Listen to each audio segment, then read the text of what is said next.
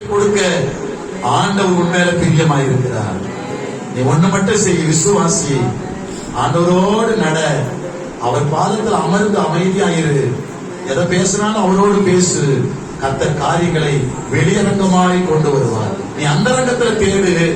நீ விரும்புகிற காரியத்தை ஆண்டவர் வெளியரங்கமாய் கொண்டு வந்து அதை மகிழ்ச்சிக்கு நேராய், உயர்வுக்கு நேராய், புகழ்ச்சிக்கு நேராய் நடத்துவேன் என்று சொல்லுகிறார். அல்லேலூயா.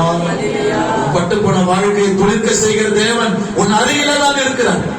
அவர் ஒருபோதும் உன்னை கைவிடவில்லை, உன்னை விட்டு விலகவில்லை. அல்லேலூயா, அல்லேலூயா. இன்றைக்கு நேற்றுக்கு அதிகாலையில நாங்க ஜெபிச்ச வார்த்தையை, நேற்றுக்கு நாங்க உபவாசம் இருந்து ஜெபித்த சகோதர சகோதரிக்கு நான் சொன்னேன். அதை எங்களுக்கு நான் வாக்குத்தத்தமா எடுத்துக்கொண்டேன். அதே வார்த்தையை கர்த்தர் மறுபடியும் ஞாபகப்படுத்துகிறார். உனக்கு ஒரு வார்த்தையை அதை நான் தரேன். ஆமென். உபாகமம் 11:12. உபாகமம் 11:12 எடுத்து படிக்க பார்க்கலாம். வருஷம் ஃபுல்லா அவர் கண்ணை உங்க மேல வைக்கிறார். இந்த வருஷம் 25 வருஷம் ஃபுல்லா அவர் கண்ணை உங்க மேல வச்சு உங்களை நடத்துறேன்னு சொல்றார். ஆமென். படிக்க சீக்கிரமா. 11:12.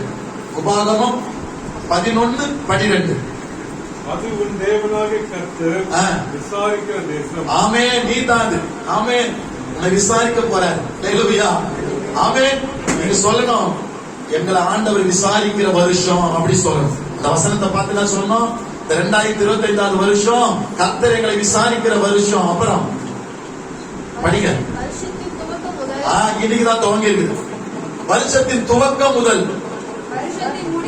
முடிவு மட்டும் எப்பொழுதும் உன் தேவனாகிய கர்த்தரின் கண்கள் எதின் மேல் யாரை விசாரிக்கிறாரோ அதன் மேல கண்ணை வச்சிருக்கிறார்.